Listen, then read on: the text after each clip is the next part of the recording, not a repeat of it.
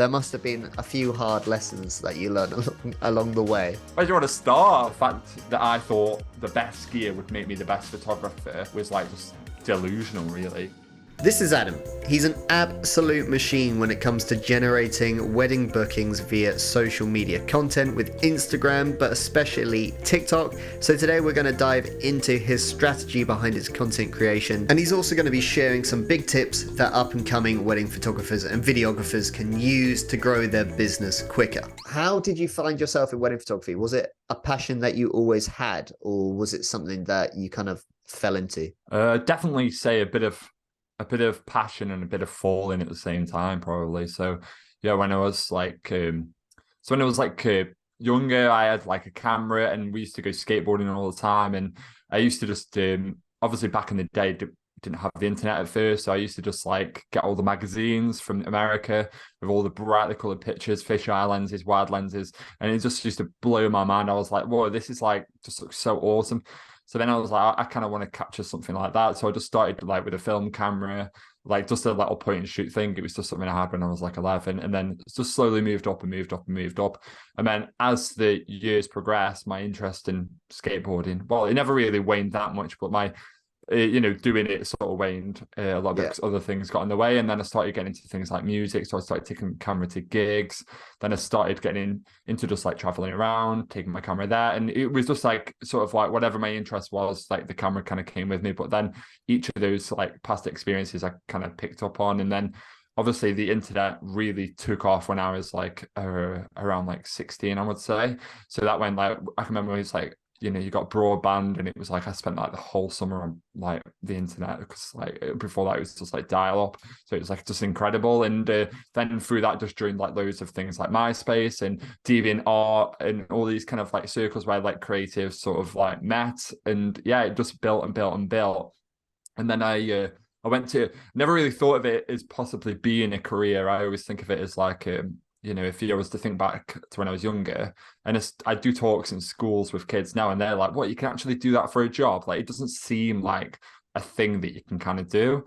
So I never really sort of entertained it. So I went to university to study like video games design, which was like really nice because I was really good at like 3D stuff. But at the same time, I just like wasn't into it at all.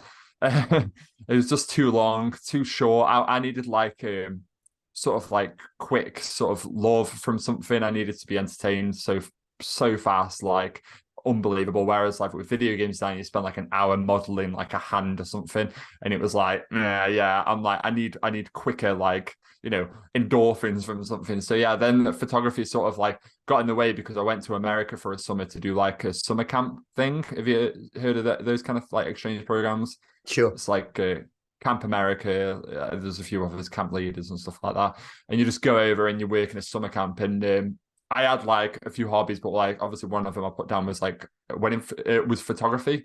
And they were like, oh yeah, come do photography at our camp for a bit. So I went and I was like, this is awesome. I was like, I could definitely do this for a job. Came back, tried to switch at uni. They were like, no way are you going into second year. And I was always like really passionate about doing everything as fast as possible when I was younger, so I could get like on the housing market, so I could earn a load of money, so I could retire at like, a young age. And now I realize it's got like nothing like that. But yeah, so it came about that in the end I was like, I stayed on my course, graduated with that. But during that time at university, I shot my first wedding, which was my sister's and brother-in-law's. I think I'd only ever been to one other wedding before, so I didn't really know what like the layout of like what a normal wedding photographer would do, what the layout of what a normal wedding day was, or what the layout of a great wedding day was. So yeah, it was really like sort of like like baptism of fire kind of thing, straight at the deep end. And now I look back at that day and I think I would struggle with that day now with my skills. So how I coped when I was like, got all the poorest gear and didn't really have any idea. That wasn't meant to rhyme, but we'll go with it. And like it's just gone on from there. And each year's just slowly built up. I was working in retail for a good 10 years, progressing with that too. And it got to a point where like my photography was picking up, but the retail stuff was really, really picking up. And the retail stuff just overtook, and I ended up sort of like doing less weddings and then sort of having a bit of a crisis in terms of like, what am I doing working here? Because I don't want to be working here for 40 years, you know what I mean? So then I was like, right, I need to like do something else. So I started applying for other jobs, and then I can remember, my sister was like, oh, why don't you do your wedding photography? I was like, no way can I do that. And at the time, a friend who'd started at a similar time to me, she'd already gone full time. So it was quite nice to see that like in someone. And I was like, all right, so it is kind of possible. So I had a little coffee with them. They sort of like straightened me out and were like, yeah, you could definitely do this. Like, so, it's not, well, it's not easy, but it's like so accessible in terms of giving it a go. So yeah, that was it. I just sort of made a pact to myself of like, okay, I've got a year to sort of like get loads of bookings in, and then I'll just quit my job and stuff. And then within that year, my partner got leukemia and was in hospital for a year, which made the transition even hard. So selfish of it, you know what I mean? And yeah, it's sort of like, it was just a crazy moment in my life where I was like just under so much pressure with my job, switching to photography, but then also at the same time, very life affirming that like, she was going through this thing where her life could end at any moment. And like, I was like, well, like my life could end at any moment. Like, so why not just do photography? Even if it fails, like at least I will be sitting there at like 60 years old going, well, at least I tried that creative thing. It didn't work, but at least I gave it a go and just didn't just write it off from day dot. So yeah, it's been like 5 years kind of since then. And I think you've had the longest ever story of that answer. So yeah. There's so much I can relate to in that too. Yeah. Even for my own story of kind of getting into videography is I first got interested in it when I was not skateboarding, but I was kind of doing downhill mountain biking. And I used to watch downhill mountain bike films, and I was like, I want to do that.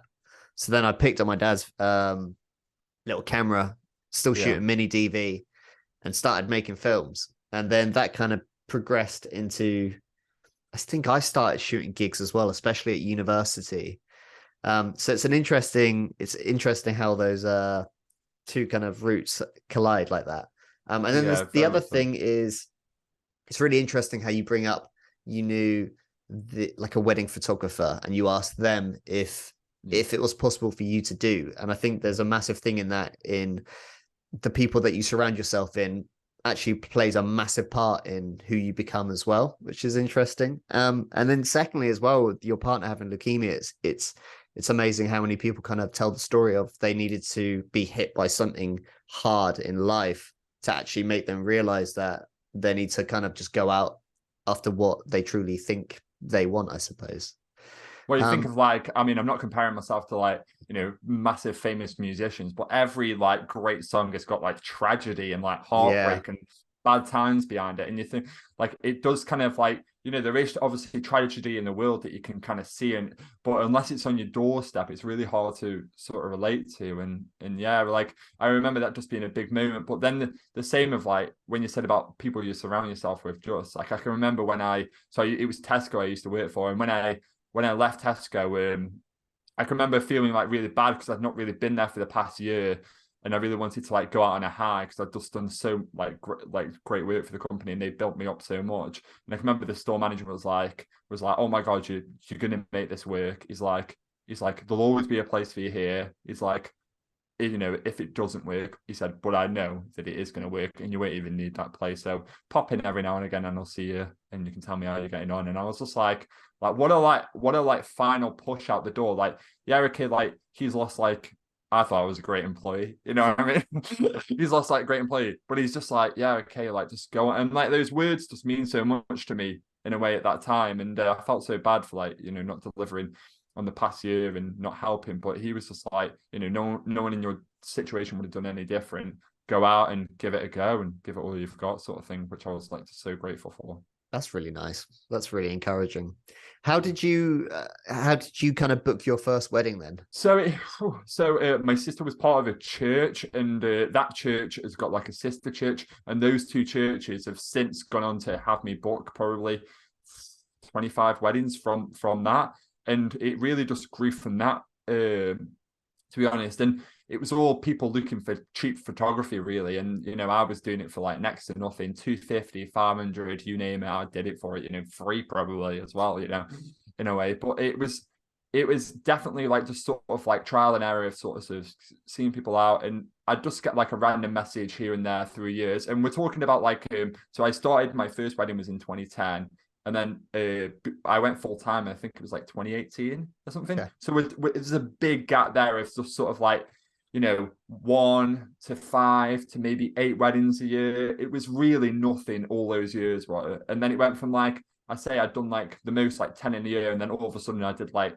38. Do you know what I mean? And that was a jump, but because I'd been sort of like doing it, and when I say doing it, obviously very loosely, because I was only doing so many a year, but because I was sort of like, all those years had passed, it had given me time to sort of like everyone to understand that was kind of what I did, like on the side. So then it became like, second nature for people to think of me as a wedding photographer in a way. So yeah, it was also my working in retail. I met loads of people and I did their weddings as well, and they were all just like really great. Like I mean, I wouldn't, I obviously did really well for them, but it was like a great practice ground for where I am now to build up to where it was. But yeah, I would like, without that network, and I always feel bad for people who don't really have that network of like, their sister or their family might be part of a church, or, they might be part of a big organization like Tesco. I worked in over 10 stores. Each store had over 100 people in it. So, there's a lot of people you sort of come into contact with.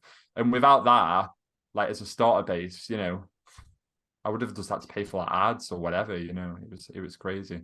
I think there's a good kind of lesson in it though, that if people do want to become a kind of full-time wedding photographer as well, it's not a case of you need to quit your full-time job and just go into it. It's a case of you can do both. Yeah, I'm big on that. I hate this kind of like culture where it's about like, just quit and go for it. And it's like, Yeah. well, come on, let's be realistic now. Like, your financial situation is a lot different than anyone else you should give an advice to. So let's have a look at this logically. And I think I did a little TikTok video on this, and I just sort of put like how to become a full-time wedding photographer. I was like, right, number 1, don't move out of your parents' house. Like, stay with your parents for now, or buy a house just purely so you can get on the property ladder and get something like, with a relatively cheaper mortgage, because mortgages aren't cheap. And and then go from there, and buy all your gear before you go full time, keep a full-time job on the side, do like so many weddings a year, keep and all this stuff. And it's like, it's stuff that people don't want to do because it's a long, hard work. And I think it was Russell Cade I saw a video for online, and he was saying like, I get this message all the time, when can I open for you, Russell, when can I open for you? And he was like, wow, it's like, it's simple really. There's a really tried and tested method of doing this. He said, you have to give up your social life, give up your partner, give up everything you love in life, and just go gigging and do 150 gigs a year, I think he was saying, or something like that. And you're doing them for next to nothing. Free, 20 quid, cash in hand, you know what I mean? Next to nothing. And you've got to do this all the time. It's all you're going to put your effort to for 5 years. And then after that 5 years, you'll probably be somewhere and you can come and give me a shout. And it's just the fact that like nobody wants to do that effort. And if you're prepared to do it, you can sort of do whatever you want, really. Yeah, I am one that believes in working for free in the right instances. When I came out of uni, I was trying to get into kind of the video world, and I was just working for whoever I could get as kind of like work experience or an intern or whatever. And some of those experiences were pretty hard on me in the fact that I was working for free. My travel to the wherever I was working wasn't covered, and I always say you've got to make sure you're getting a worth out of your time of working for free. If you're not, then get out of there. But one particular place as well was pretty hard on me, and I was gonna quit, but I actually met a contact who became a massive mentor for me and opened my world to this whole network as well. You got to kind of realize if you're actually getting enough value out of it. Yeah, you got to realize when you kind of like have sapped enough from it to then sort of go like, all right, okay, like maybe I've got enough from this now. What more can I get? Can I do, like, should I be doing something else? Should I be exploiting another free network? You know what I mean? Yeah. Like that. But yeah, no, I'm a big believer in that too. I think there's definitely something to be had from free work. Yeah. So your first weddings that you shot, there must have been a few hard lessons that you learned along the way. Oh, so many. Like, where do you want to start? Like, how long have we got? Like, do you know what I mean? I mean, oh, like you name it, really. Like technology wise, yeah, like loads of lessons. And then you know, like as well, like weddings are all about managing people and managing expectations as well. You know, not only your clients, but like everyone in the room as well with you, and sort of like having that aura about you that says, yeah, I actually know what I'm doing. So yeah, there was all of that as well. So I can remember at the start, I was basically just a hobbyist with a camera, and everyone else would kind of like lead the day and, you know, control everything in a way. And I'd just like go around and try and get something usable, you know what I mean? And then as we come to now, like I obviously realize that like I obviously play a bigger part in the day than I ever like than I ever realized I would. And that's where it's gone from like, you know, like photography kind of brought me into the world, but then like my personality is so well lent to being a wedding photographer in terms of it just being super social, super outgoing, talk to anyone, that like that's what I kind of stick it around for now, because I realize that like, yeah, okay, like some of my photos, you know, I may not win like the best awards, or may not like ever take a photo that gets featured in like this big publication, but at the end of the day, like no, like I'll always be me at the weddings, and that's what I enjoy, and that's what I enjoy giving to couples, sort of thing. In terms of like how you find your weddings now since you've gone full time, how has that changed? Like, do you do any marketing? Yeah, so wow, so I'll take you from sort of like start to sort of finish, really. So that sort of like year that I gave myself before I became full time, and I was like, right, okay, next year I need enough weddings to make this kind of work.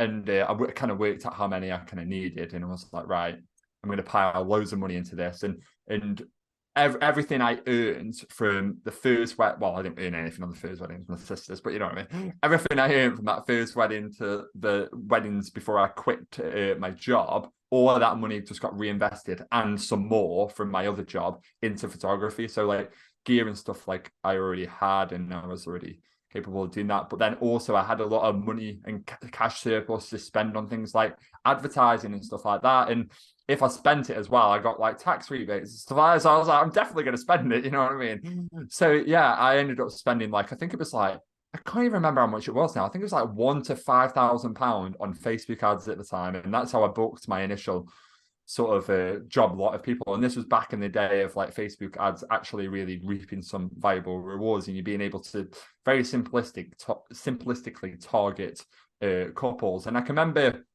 often I'd find like sort of like, say I'd get like a picture of a dog at a wedding or something with the couple, and then I'd like target like engaged people between the ages of like 20 and 30, females who like dogs, like, you know what I mean? It got like that specific, and it like I reaped some really good rewards from them. And then since then, I sort of realized that maybe relying solely on Facebook ads was probably not going to be a good way forward, and sort of went for a bit of a sort of like a cycle in a way.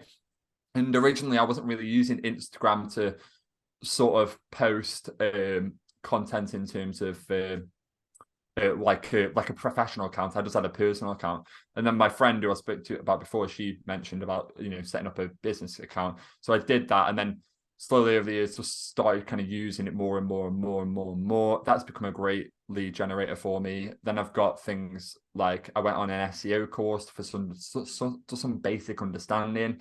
That's worked really well for me. And then there's obviously the personality, the word of mouth kind of thing. And like that church and that selection of churches, they're still reaping rewards now. There's obviously kids who are like, I don't know, 15 or whatever, who are now like 25. We're getting mad. So I'm like cycling through that sort of like pool of people so much. And it's crazy when I've gone to some of those weddings, because I've done like 8 of the other people there's weddings, but like that's like, I'm really grateful to have those kind of networks. So it's all built up of loads of different things. But then like now just started with TikTok last year, properly like putting pressure on it. So now that's starting to reap something as well. And then obviously like just people see me at weddings, like, so a randomer books me, and then, you know, oh, their friend was really impressed with me at weddings, so then they, you know, come and book me, and, you know, it's just word of mouth. And venues as well, I'm like just obviously really social, and I like to think that I'm like fun for the venue to have around on the day as well, because I don't make their life hard.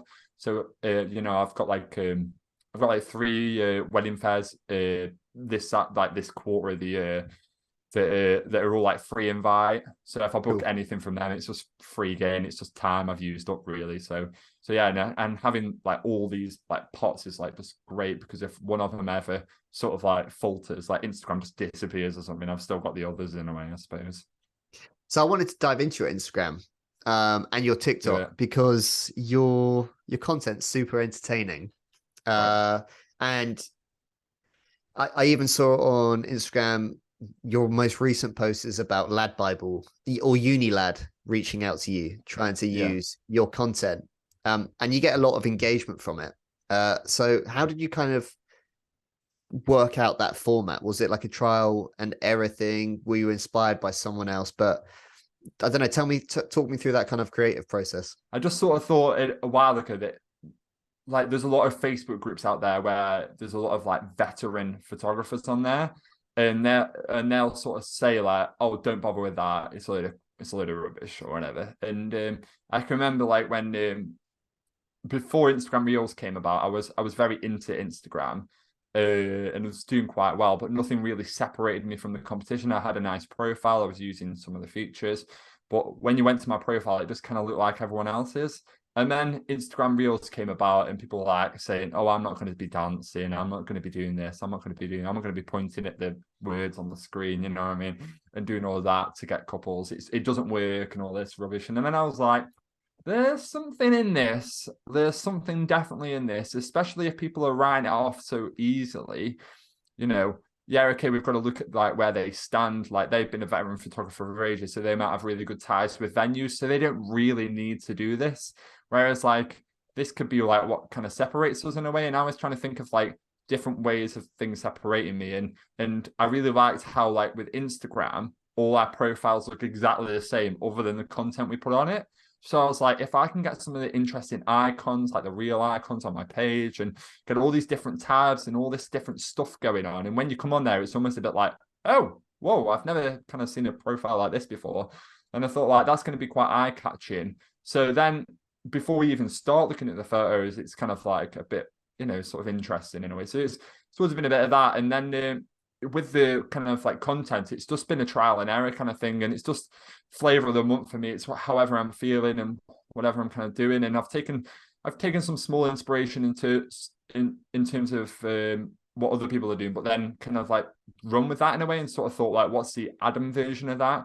And something I'm always really passionate about doing now is like just trying to make things like really light-hearted, really fun, really energetic, just the kind of person I am on the wedding day, so that then people can get a vibe of that from just like either a single post with a photo on or a video of me. So anything that, like the content that I'm putting out, I really want people to understand like, oh, this is that. So, I took a decision like a while ago to stop like ever doing any deadpan photos on the wedding day because it just wasn't me. Do you know what I mean? So then I don't show any of that work, and anything I show is like I try like it mostly is like laughter and like fun and stuff. So yeah, and then my content just kept growing and growing and growing from there. And if you try stuff, you eventually get bored of it. And you try something else, and keep going. So yeah. And then it changed massively again. So it took a massive step change last year when I got an Insta360 camera, which I don't know where I've put them. They were knocking around somewhere. But yeah, it's just basically a camera that I put on top of my camera, and it just records everything. And this was because I was struggling with, everyone's always saying like, oh, behind the scenes footage is really good, but how do you capture it? And I was really keen on like capturing it, and I saw it. I think it was Sam Hurd and one of my friends, Lewis. They had like these little white Insta360s that they put on their chest here, and it just filmed like sort of like first person, almost like kind of Call of Duty looking. Except instead of the gun, it's obviously a camera. And I was like, oh, that's pretty interesting. But like, what happens when you pull it up to your face because you can't really see it? I'm not really seeing the person. It's all about everything else that's going on. And I like egotistical me has always been that, right, what role am I playing in these videos, and how can I get across like more of the stuff that I do behind the scenes? And there was one moment where I did like a little video of like a couple standing on some chairs to get a photo in a mirror, because the mirror was like really high, and pure me, I could see in the mirror really fine because I'm 6'7", but then like little old them come along, and I was like, oh shit, I'm gonna have to use some chairs or something here.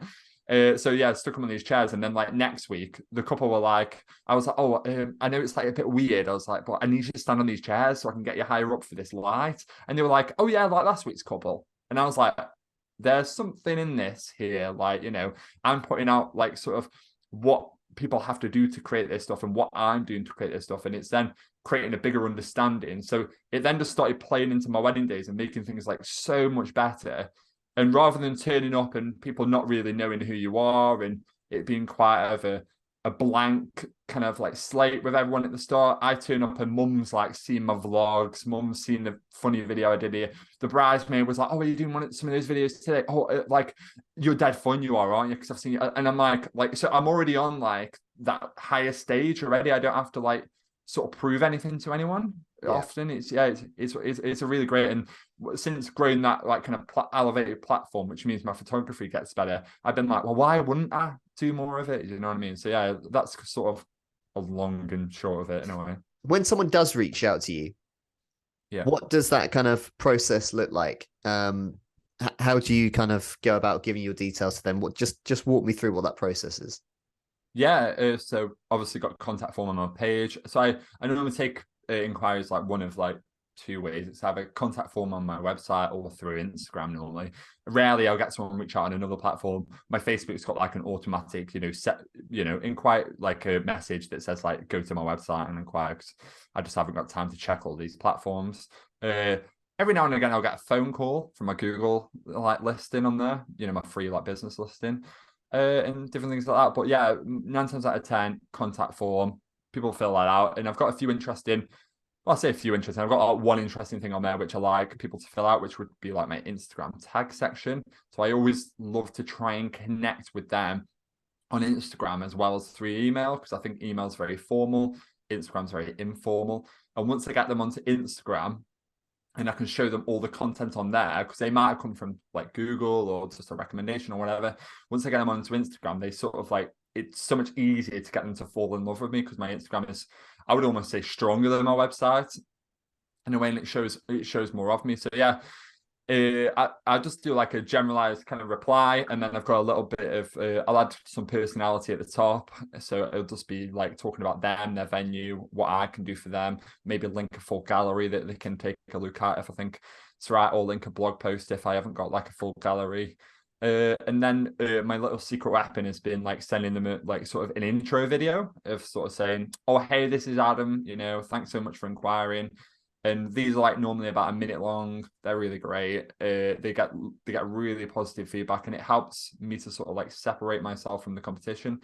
And I know, like, I've spoke about this on my Instagram workshops and loads of other places, and people, number one, are scared of doing it, and number two, like, just don't want to give it the time of day. So I know that, like, if that couple are inquiring with, like, say, 5 wedding photographers, like, I'm really going to stand out from the crowd because I've taken time to make a personalized video to send to them. And yeah, they always, like, if it's like my kind of couple, they always get met with like really positive feedback. I've never had like negative feedback from it, but I can tell that like sometimes some people might be a bit like, oh, that's a bit too much, and that's fine, because like I'm not too fussed about booking them. It's the couples that get really excited about it and they're like, oh, it's so cool, that I'm like, right, this is my kind of couple. But yeah, I'll normally send that through on Instagram if they drop the tag, or I'll send it through on WhatsApp if they just drop the phone number on there. And yeah, that's like sort of really great. But if I can send it through Instagram, if they do drop the tag, then I can just start piling loads of stuff at them. And I can be like, oh, have you seen this post from when I shot that wedding? And I can send them like a vlog from me shooting a wedding at that venue, which nobody else can show them, and things like that. So it's like, I'm just thinking, once again, I'm like, right, what's everyone else doing? And what can I do that's like completely different?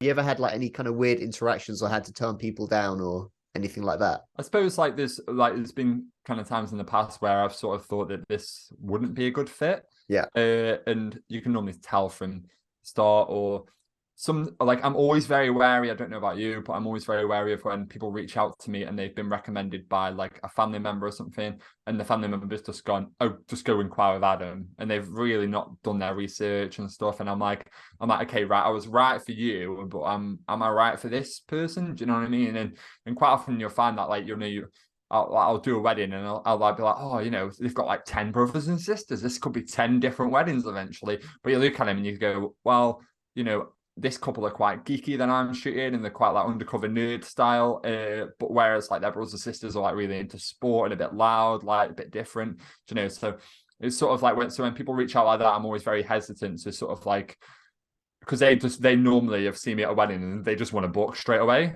because they've seen the photos and stuff, and I'm like, right, well, I was able to get those photos because I had that relationship with that couple. Whereas like we need to like now test the water with this relationship to see if, you know, it's going to work in the same way. And 9 times out of 10 it does, but I'm always very sort of like curious with stuff like that. Always very curious as well when people don't want to do like a Zoom meeting straight away just as like an intro kind of thing. I do them for free, you know, they don't have to book.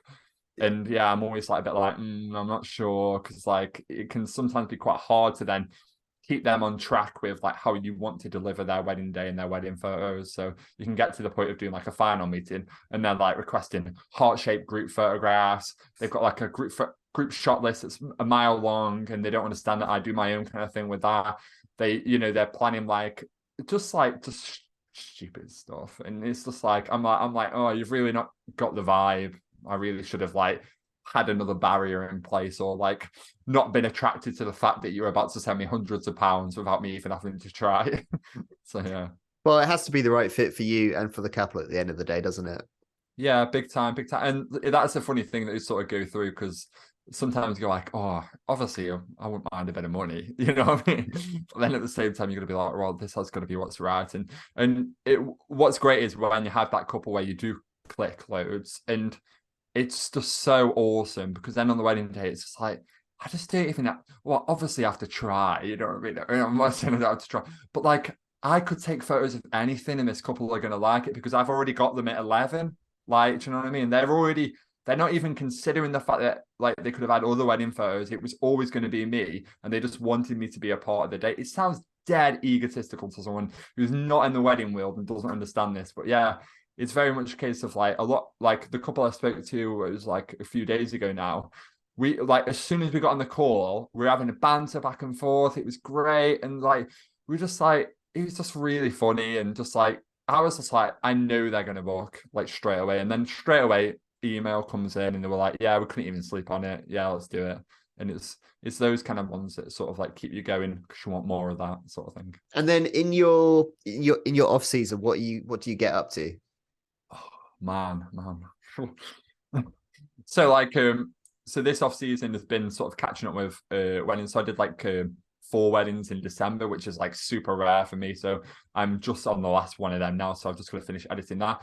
But I try not to like do too much editing in one go, because I find that like it just like kind of tails off and it sort of gets worse if I just put too much time to it. So then I kind of split it up. So I could have probably got this editing done in the first 2 weeks of January. But like I want to deliver it as my best, so I've broken up a little bit more, which is why I'm just finishing that other one. But then in between that, I've been doing loads of different things, really. So yeah, mostly making TikTok videos. So I set myself a challenge that I was going to post twice to TikTok every day in January. So that went really well. Did you find your channel grew more for doing that? Yeah. I mean, we can sidetrack massively onto TikTok now if you want, or I can carry on telling you what I did in January, which is not much. What do you want to do? Let's go TikTok. Yeah, let's do it. Yeah. So basically, so I started using it about June time last year, and I thought to myself, I was like, I'm really going to give this a bit of a push. I'm really interested in it. I'm having fun making it. My fun is wavering a bit with Instagram now. I do appreciate it and I do like the platform, but I'm just a bit tired of it. It's a bit oversaturated for me. And I feel like with TikTok, I can kind of breathe, and it's a whole new place where I can sort of like reinvent myself, and a bit of a challenge. Another photographer once said to me, she went over to shooting film, and she was like, I purely went over to shooting film because like I needed a buzz again. I needed something to like grab me, and I'd sort of lost that with photography. And like now I'm shooting film, I've got more of a buzz for photography again, because my mind's like all over the place. And I think that's, for me, what TikTok was about, really. I wanted a focus that was going to improve my work, also find a few bookings here and there, and give me something to focus on. So when I've been like doing loads of editing, it's actually quite fun to just like break away and do like 2 TikTok videos, in an hour or something, and then go back to the editing. It like helps break the day up quite nicely in a different way. But yeah, so when I started using it last year, I noticed that I'd be posting sporadically, and with Instagram, as I'm sure you'll be aware, like we post and that post is kind of live for about 24 hours to 48 max. It doesn't really get any engagement after that unless it's at the top of your grid and someone just happens on it on your profile. So stuff's very much like sort of like, you put it out and it's straight in the trash, put it out straight in the trash sort of thing.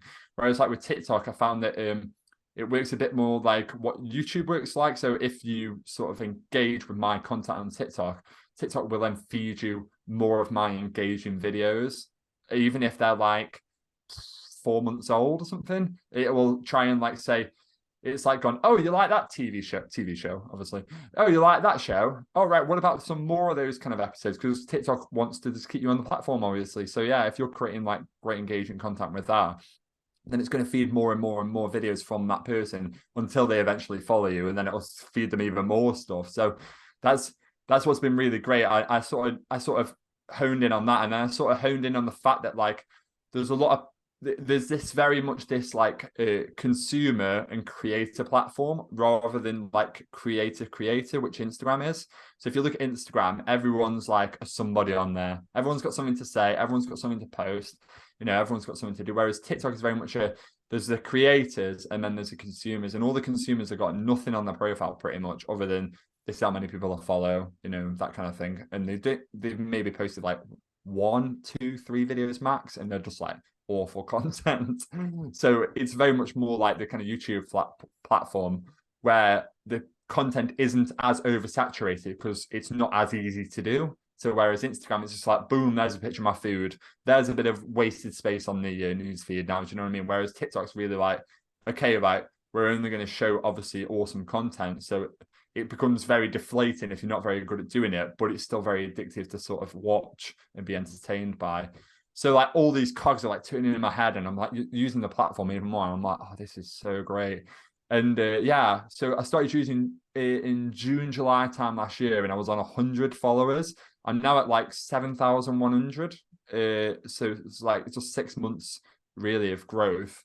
And it's like I've put a lot of effort into it. And yeah, inquiries have started coming in and things like that. And I've started noticing I'm being found for like search terms on there as well. So people will search like a venue and wedding photography where they're getting married, and then they'll just get in contact with me. And those like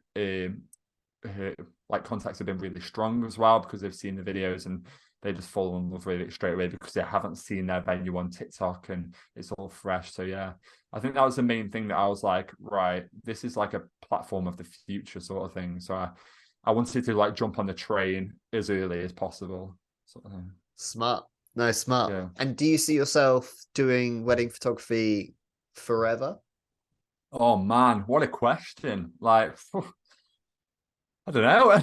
I hope like I would love to do it for as long as possible, but I'm not under any illusion that that it'll sort of waver with interest. Like there'll be a point where I sort of I get a bit bored of it, and I hope that at that point I don't just stay with it because it pays well. I hope I then go on to find something else. I think it will definitely be other photography related and probably be more of a corporate kind of thing, or maybe even film. So back in the day when we used to skateboard, I did used to film quite a lot of the stuff more so than photo it, and I used to put together a lot of little like skateboard videos. I'll put like the what's it there because they were rubbish, but like I really enjoyed that, and I really enjoyed the angles and like transitions that I could create. And like one of my keen interests is films. I've seen like so many films, it's unreal, and I just think like, yeah, I got inspiration from the films for photography, but I think how would that then translate to like if I was to do a wedding film? And that really really interests me in a way, because I just think like that's like a thing that I haven't really explored yet. Because I remember when I used to do the skateboarding and I could see the way my videos were being impacted by what I saw in the magazines or on the DVDs I used to get. So now I'm like, right, okay, so I watch all these incredible films, how would then that translate to a wedding? So yeah, I think that's something that's very much on the horizon for me of trying out that. I'd be interested to see what you come up with, that's for sure. Yeah, definitely. Yeah, because it'd definitely be more of a kind of a loose thing rather than it just have like less rules to it. I see a lot of wedding films and they seem to have a lot of rules and they seem to look very similar. Yeah. And I think a key word is like romantic. Like I would not say my film would not be romantic at all. Yeah. Like, it would be like fun and hopefully a bit energetic and just to make you want to be there, sort of thing, and make you want to be at a party, and hopefully not make you cry. Like I know when I got married the other year, I was like, I'm sick of crying at other people's wedding films when I was looking for a videographer. And as we start to wrap up, what would you say? I mean, there's a load of knowledge you've already dropped, but what would you say are the top 3 tips you would give people who are trying to get into wedding photography or videography? Oh, it's just like just a can-do attitude, really. So number one, like I have a lot of people reach out. So obviously, like to the Instagram workshop that I've already mentioned, and do some other bits of teaching here and there as well. But I have a lot of people reach out and they'll sort of say, "Oh, can I come shadow you for a wedding or two?" And I'm like, I'm not really going to put on the line a wedding just so you can have an experience. You know what I mean? It's not really what's it. But I'm very much in the case of I don't want to be this kind of person saying no to everyone. So then I'm like, well, I won't do that. But why don't you come around for a cup of tea or whatever, or coffee or whatever, and we can sit and we can talk about like my journey, and I can tell you about how I think you could do it, and you can tell me about your situation, and I'll be brutally honest with them. I can remember saying to someone like, I was like, right, okay, I wouldn't move out your house just yet. Like, tell your boyfriend just to calm down a minute, like, you know, because you've got your rest of your life and that stuff. And I was like getting really involved in this situation. But yeah, there's rarely anyone that takes me up on those sort of opportunities, and I just think like it's like such a waste. Like in a way, like everyone wants like a quick fix for it, and it's never going to be a quick fix. And this girl approached me last year, and I sent her the same message, and she was like, "Yeah, okay, what time?" And then she came around for a cup of tea, coffee, and everything, and we had a few more meetups, and I showed her like loads of groups she could join on Facebook and stuff, and then I can't even tell you like how impressed I am with like where she's gone from, where she's gone to within the space of like, you know, what's it? And she was working for like a photography studio at the time, but not really like obviously wedding photography, you move through so many dynamic situations that you sort of do a bit of everything.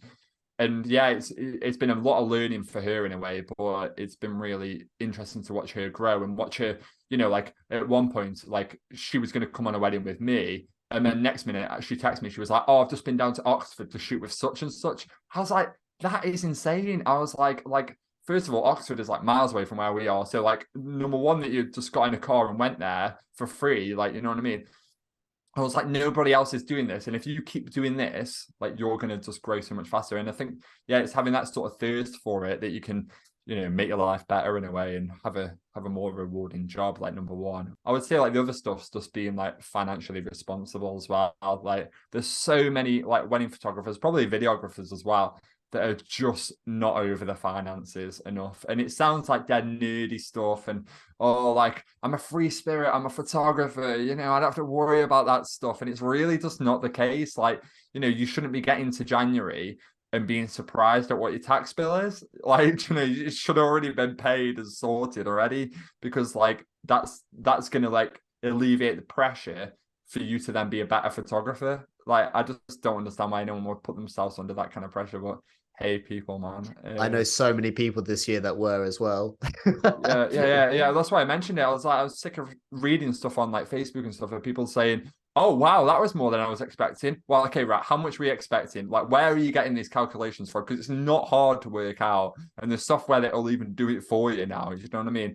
And all it means is every time you get paid, like, you know, £100, you put away like £32 or more of it, you know, for your tax bill, things like that. And it's just like, yeah, it's not hard. And I think like if you can be financially responsible like that and then move that into your personal life as well, then it just frees you up to like just not have to like do things because you need to do them. It frees you up to do things because you want to do them, which is like a really important thing. And then last but not least, like gear doesn't bloody matter, man. Whatever. I wish someone had told me that. I was like, I spent so much of my money buying like such expensive like lenses and things like that. And yeah, I mean, I still have good gear, you know, don't get me wrong, but the fact that I thought the best gear would make me the best photographer was like just delusional, really. Like I can remember my mind being blown when I went on my first photography workshop and I learned about like natural light and how to shoot in natural light, because I was basically like just flashing at everything. Obviously not in that way, but yeah. It's just using flash all the time for a wedding day. And I can remember like running out of batteries all the time on weddings. I mean, because I was just using flash on like full power, and it was just absolutely madness. And then this photographer taught me how to use light and see light and stuff like that, and I was like, I could literally do this with any camera. You could give me any camera and I could take a great photo. And I think that's where it becomes the more valuable thing. You've got to sort of learn that kind of theory and technique in terms of how to see light, what different light is, how to react to light before anything else. I had a friend recently, sidetrack kind of conversation, but he bought like a Leica camera. It's like this little point and shoot thing. And we went out recently, and he was like, Adam, he's like, can you show me how to use this? Because I'm taking terrible photos on it. And this guy he takes awesome photos on his iPhone. And I'm always like dead impressed with the photos he's getting on his iPhone. And he was just fuming because like he just didn't know what was going on, you know what I mean? And the iPhone had always been like so loyal to him. And then all of a sudden he's got a camera that, you know, wants to push him a bit and wants to see what he's made. And I'd like just talked him through some stuff. And he was like, all right, yeah. Oh, right, yeah. And most of it was like theory based. I basically put his camera on like it was like a auto ISO, like the, you know, wide open aperture. And then like I was like, right, now I'll just change the shutter, but don't go below 250 and like all this kind of stuff. And I was like telling him, and then I was like, right, okay, so now you're like, it's like where you're shooting and what you're shooting and who's what and what's where, and yeah, it's just stuff like that. But yeah, I always say to people, or if people ask me, would I rather have great light and a rubbish camera or an amazing camera and rubbish light? I'm always taking the great light and the rubbish camera. Always. Yeah, so much. It's just makes everything. And like sometimes when you got it, you're like, oh my god, I can't believe, like, because the more you analyze great light, you realize when the even greater light comes, you know what I mean? And you're kind of like, wow, this is like 1 in a million, and you can sort of learn to sort of do it. And one of my biggest learnings over the last like year has been like implementing more flash into my work and understanding how I can do that in more of a subtle way. That means that then I can like use a great light in the scene and flash to like really boost things to another level. Once again, stuff that no one else is doing because they think it's like archaic and old. So I'm like, yeah, I'll have a bit of that. So yeah. Well, thanks for your time. Where can viewers find you? Okay, yeah, so like same social media tag on literally every platform. So it's just Adam Lowndes. Lowndes is like spelled Lowndess. Photography. So you'll find me there. And so that's TikTok, Facebook, Instagram. Probably more so TikTok and Instagram you want to check out. I've even got some stuff on YouTube at the moment. I keep saying I'm going to do more on YouTube and stuff, but one of my main focuses has been like kind of my teaching stuff at the moment. So I've got a group on Facebook called Social Media Plus Wedding Photography Videography or something like that.